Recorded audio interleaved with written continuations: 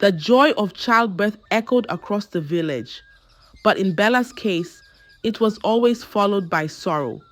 She gave birth to a baby boy, and everyone rejoiced. Yet, the joy was short-lived. It wasn't the birth that drew attention. It was what came after. Just 2 weeks after returning from the hospital, villagers began to notice something strange about Bella. At first, they thought their eyes were deceiving them. Some assumed maybe the child had a condition, but soon the murmurs became loud. Bella was backing her baby upside down, not once, not as a mistake.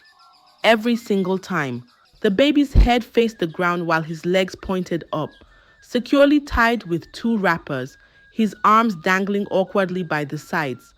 It was an unusual, almost disturbing sight, one that turned heads wherever she passed. The first person to speak was Mama Ikin, the pepper seller. Bella, why are you carrying your baby like that? It's not normal. Bella didn't stop walking. She didn't turn. She simply said, "He's fine like this." The next day, the story spread rapidly. "She carries him with his head facing down. I saw it myself. Maybe the child is not normal. Maybe it's a charm or one of those spirit children." Some mocked her. Others were simply confused. A few were genuinely afraid. But no one knows why. The villagers never knew the real reason why a woman would decide to back her baby upside down. And one day, Bella voiced out. Before that baby, she had waited. Long waiting. Heavy waiting. She got married young, just 18. Her waist was still small. Her smile was still full. Her husband loved her, at least in the beginning. But love does not always stay when the womb stays empty. 1 year passed. No child. 2 years. Still nothing. 3, 4, 5, 6. The house grew colder. The smiles disappeared. His mother began to speak. Is she a woman or a tree? She eats every day, yet no fruit comes. His sisters rolled their eyes when Bella passed. His cousins whispered when she entered the room. Some even said it to her face. If you can't give our brother a child, then go. Bella prayed. She knelt in the dark many nights. She fasted until her bones shook, but nothing came. Then in the 13th year, something changed. Her body felt strange. Her chest became full. Her feet became heavy. A test confirmed it. She was with child. She danced quietly in her room. She held her stomach like gold. Her husband's eyes lit up again. His family came with gifts. They washed her feet and blessed her belly. When the baby boy came, the joy was loud. The house became full again. But joy for Bella never stayed long. Before the sun rose the next day, the baby died. Bella cried until her voice cracked. Her husband held her, whispering, "Don't cry too much. At least we know now you can carry a child." So they tried again and again. This time, another boy came. He was soft like yam pounded with care. He laughed early. He held her finger tightly. His eyes followed her everywhere. Bella smiled again. Her husband built a small swing under the mango tree. They named him Obina, Father's Heart. He turned 1, then 2. He even began to run around and shout, "Mama, Mama," when she cooked. But one day, fever came. Small at first, just a little heat. Then cold hands, shaky legs, silent mouth. By morning, he stopped breathing. Bella screamed until her voice disappeared. Her eyes dried. Her body fell weak like old mat. Her husband sat outside, hands on his head. "What is this?" he asked the wind. "Why my child again?" They buried Obina under the orange tree. But soon, Bella's stomach swelled again. Another baby, another boy. They called him Somadina.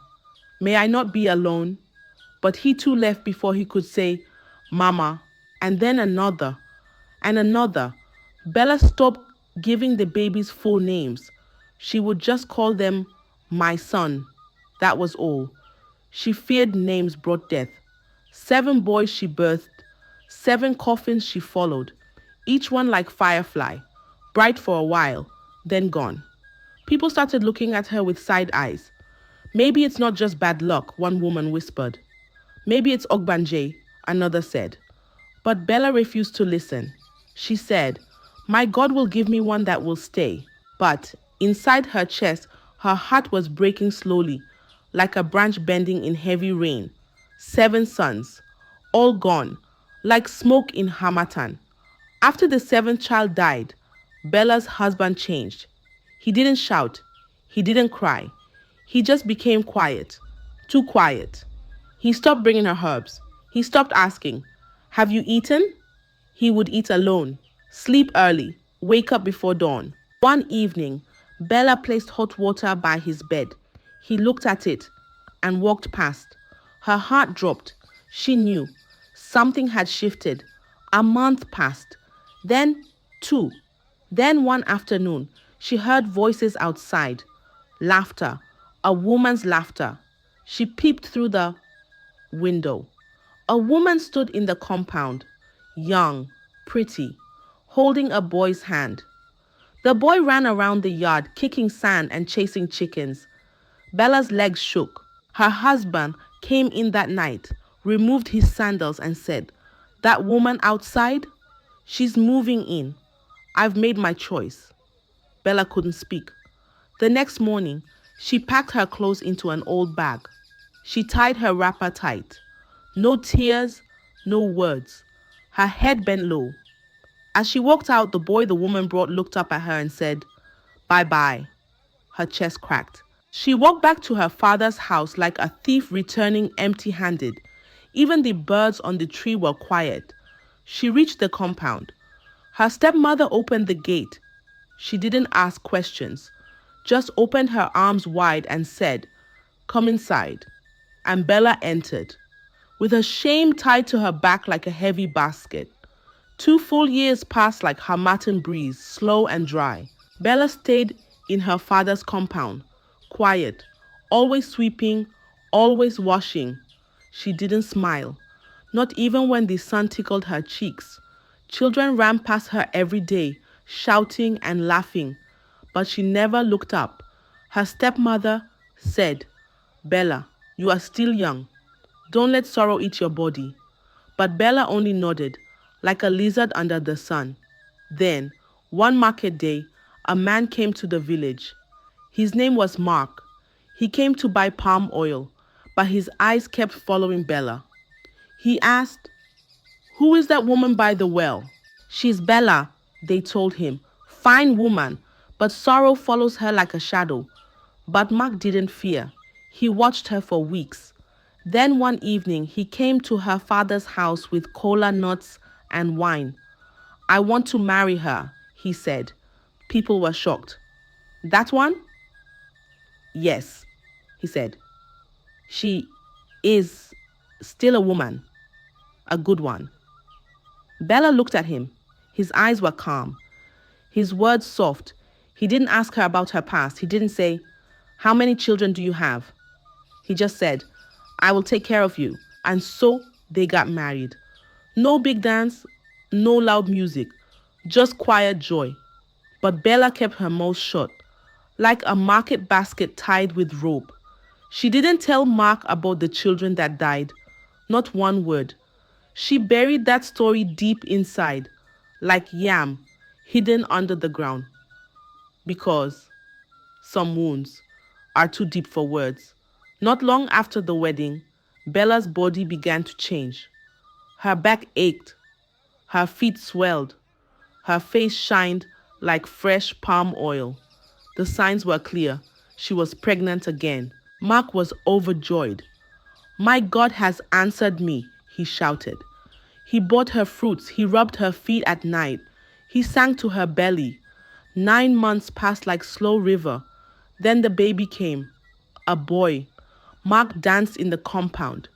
He gave money to drummers. He bought gifts for neighbors.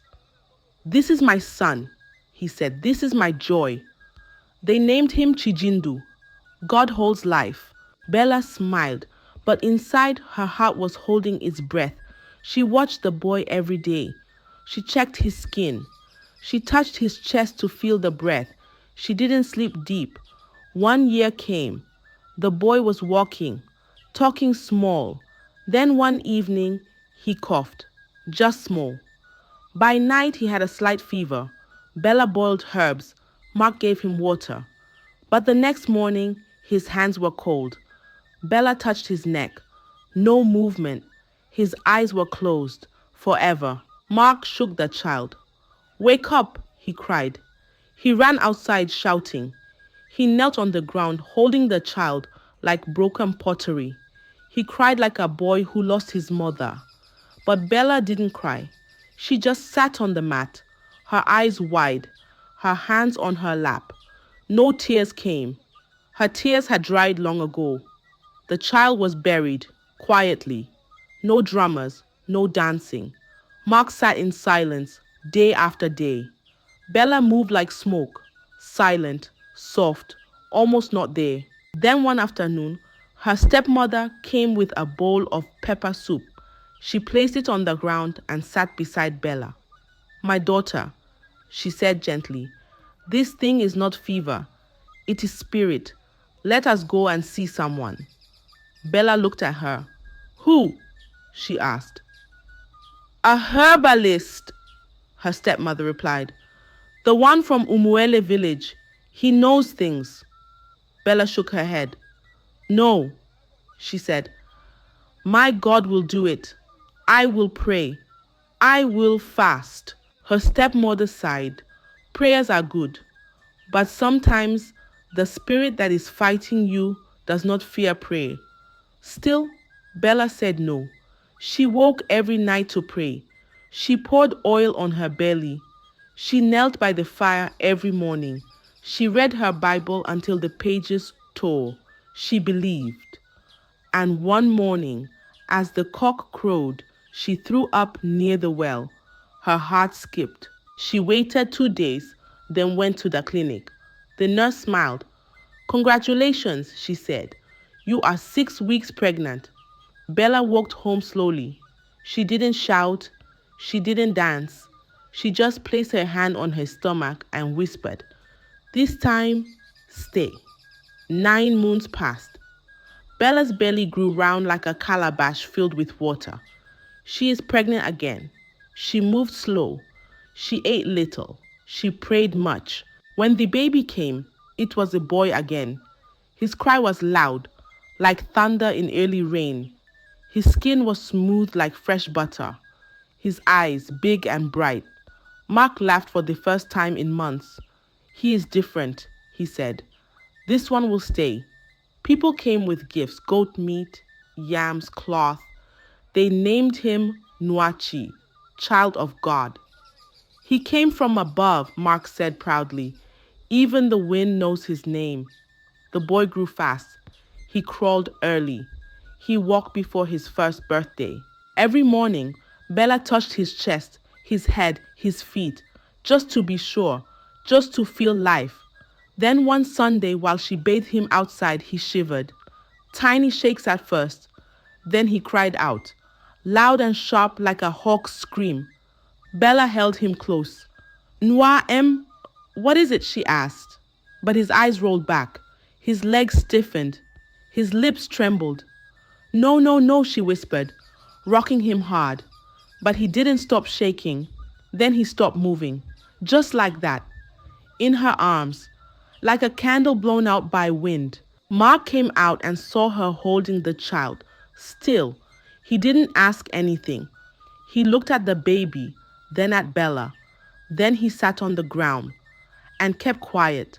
His mouth didn't speak again that day, but his eyes did. They said everything that was burning inside him. After Enwachi died, Bella didn't talk much, but her body spoke again. Soft tiredness, quiet cravings, a gentle swell. She got pregnant again. Mark didn't dance this time. He only nodded and bought her oranges. When the baby came, They didn't name him quickly. They waited, watched. But this one, he was different. He laughed often. His laugh sounded like music from a talking drum. He ran through the compound with small feet like Goat Kid. He called Bella Mama and called Mark Daddy. He grew strong. No fever, no shaking, no crying in the night. 1 year passed, then 2, then 3. Bella began to hope again. She bought bigger clothes. She bought shoes that didn't fit yet. She said to herself, maybe this is the one. 4 years, 5, 6. On his 7th birthday, she cooked rice with big meat. He danced with village children. They poured water on each other and rolled in the sand. Bella smiled for the first time, with all her teeth showing. Then one evening, after football, he came home sweating and laughing. Mama, he said, holding his belly, it's paining me small. Bella rubbed his stomach. You played too much, she said, laughing. She gave him water, told him to rest. But by night his body was hot, then cold, then still. By midnight, silence. Bella touched his chest. No beat. No, not again, she whispered, her lips shaking. She carried him and shook him. Open your eyes, please. Just open it small. But he didn't move. He was gone. The child that almost lived had left like a thief in the night. The morning after the boy died, Mark didn't cry. He didn't speak. He sat in front of the house, eyes fixed on the mango tree. Bella sat beside the child's small body. She didn't move. Her hands rested on her knees. Her eyes stared at the ground. Then, as the sun rose higher, Mark stood up, walked into the house and began packing her things. Wrapper, blouse, Bible, shoe. He brought them out one by one, dropped them outside like dustbin dirt. His mother came with folded arms. Her voice was sharp like blade. She hid her truth, she said. She is cursed. What kind of woman buries children like plantain peels? Mark didn't answer. He just turned away and closed the door. Bella stood slowly, her legs weak, her eyes dry, her hands shaking. She tied her wrapper low, wore her slippers, picked her bag. She walked away without looking back. Not a word, not a sigh, just footsteps in the sand. When she reached her father's house, her stepmother opened the gate. She saw the look in Bella's eyes, like a well with no water. She didn't ask questions. She just opened her arms, held Bella tight, rocked her gently, rubbed her back, like a mother holding her baby after thunder had passed. The door to her husband's house had closed, but sorrow, it had not finished. Days passed like wind through dry leaves. Bella didn't talk. She didn't eat much. She just sat under the iroko tree, watching ants carry crumbs. One evening, her stepmother came close and knelt beside her. This thing is not ordinary, she said. We must go, far away, not to doctor, not to church, to someone who sees what eyes cannot see. Bella nodded slowly. They packed quietly and left before sunrise. They walked and rode and walked again until they reached a small village with no signboard. There, inside a mud house with no window, sat an old man, skin like old bark, eyes like still river. He didn't greet them. He just looked at Bella for a long time. Then he spoke. She is carrying sorrow, he said. Sorrow that comes back again and again. Bella looked down. The man rubbed his chin, then nodded, slowly. The next time she carries life, he said, she must not step outside, not even to fetch water. No visitors, no prayers, no anointing. When the baby is born, you must back him upside down, head down, legs up, wrap him tight like a secret. Bella blinked. Why? The man looked at her with eyes that didn't blink. If you carry him like others do, they will carry him away again. Bella's eyes widened. For how long? Her stepmother asked. The man's voice dropped low. Until he grows teeth, then continue. For how long again? Bella asked, her lips barely moving. Until he turns 10, the man said. Only then will the spirit get tired. He stood up and entered his small room. He brought out a red cloth and a bottle with black water. Take this. Use it when the time comes. Then he sat back down, closed his eyes. He didn't speak again. Bella and her stepmother left in silence. But that night, as Bella lay on her mat, her heart whispered, 10 years. Can I carry him like that for 10 years? But her soul answered, if that's what it takes, I will. Rain had come and gone twice. Bella was now quiet like early morning. She cleaned, she cooked, she prayed with no sound. Then one day, a man came to repair her father's roof. His name was Charles. He spoke soft. He smiled like someone who had seen pain before. Each time he came, he greeted Bella gently. Good afternoon, madam. She would nod, just a small nod. Then one day he said, can I come again? Not for Ruth, but for you. Her stepmother laughed.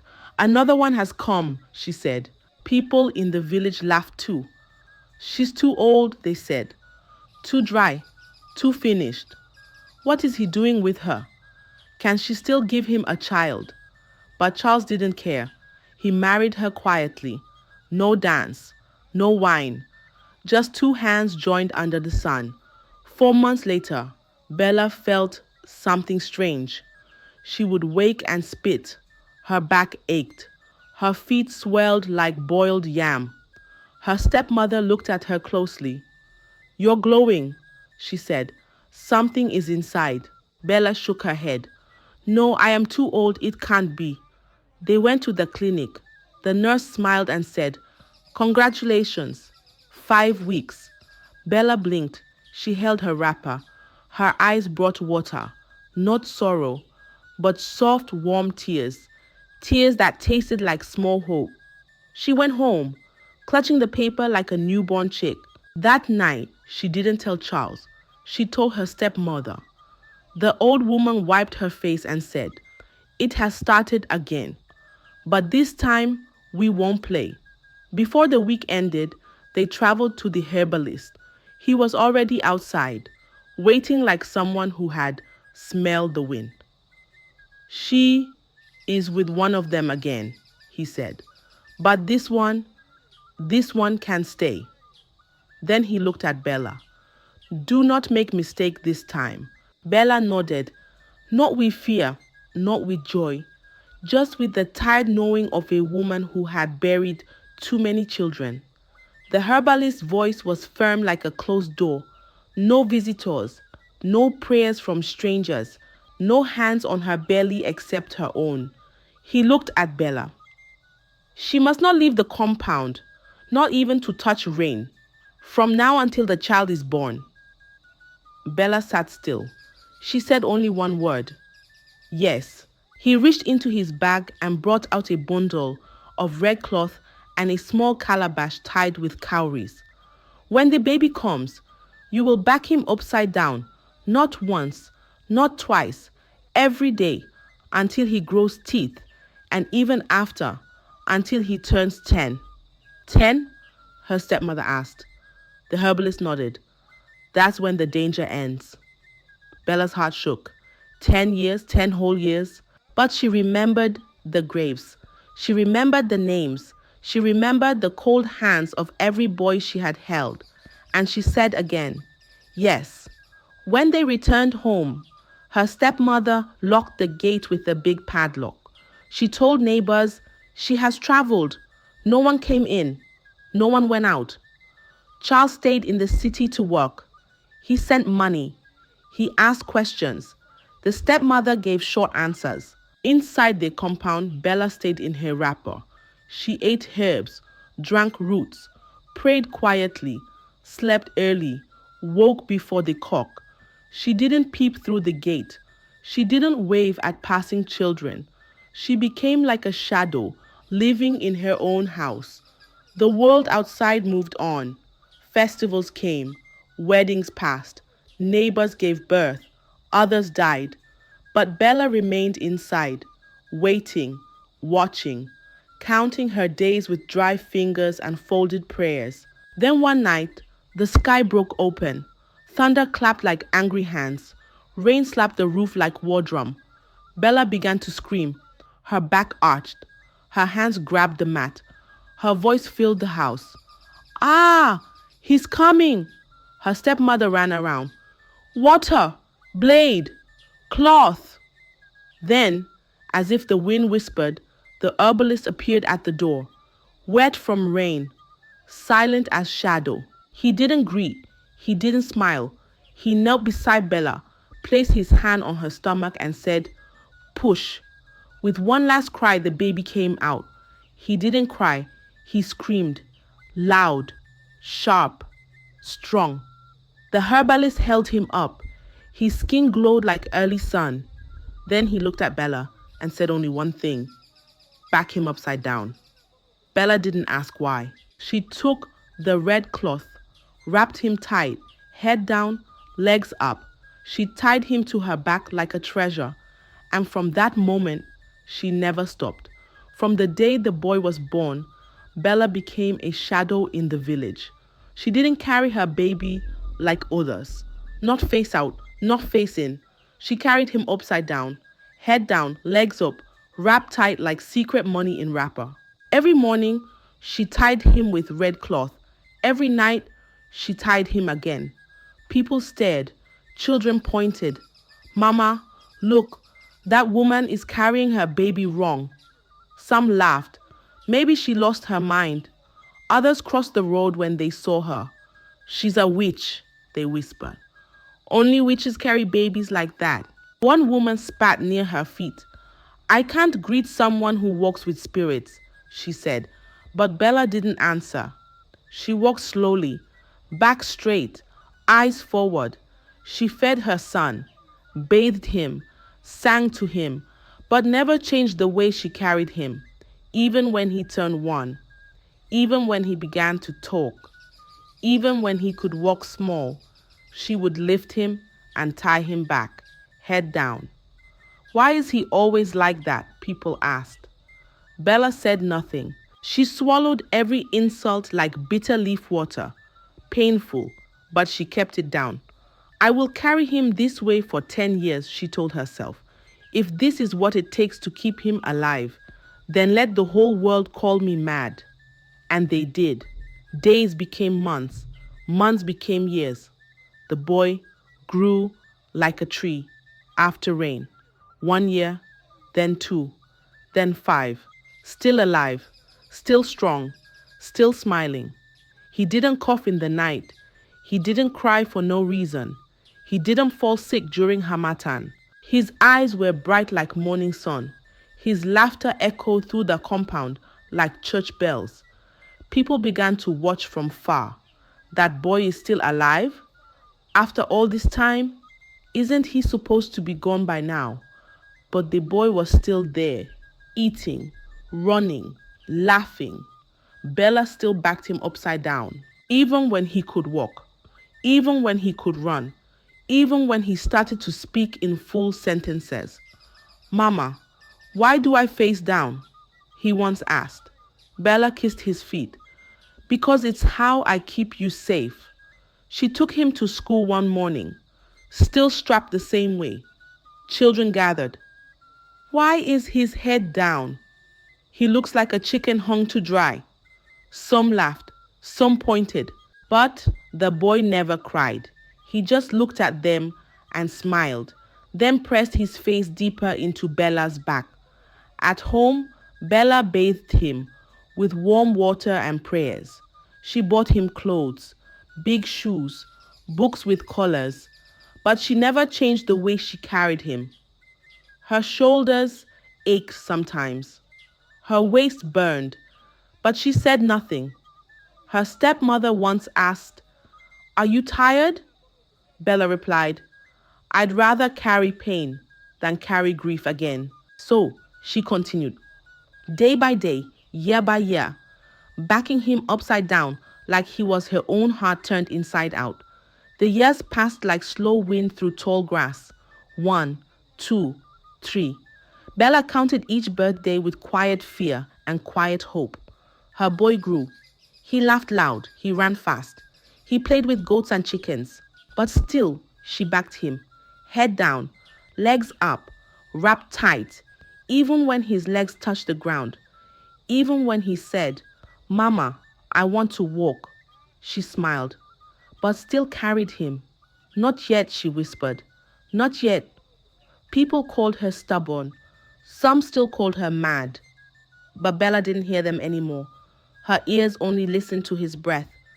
Then came the 10th birthday. Early in the morning, the boy woke up and said, Mama, I am 10 now. Bella nodded. She untied the red cloth slowly. She bent down and let his feet touch the ground gently, like egg meeting cotton. She looked at him, touched his head, and said, You're safe now. That afternoon, people came. All women knelt at her feet. Forgive us, they said. Young girls brought yams. Some brought wrappers. Some cried. We mocked you, they said. But you knew what we didn't.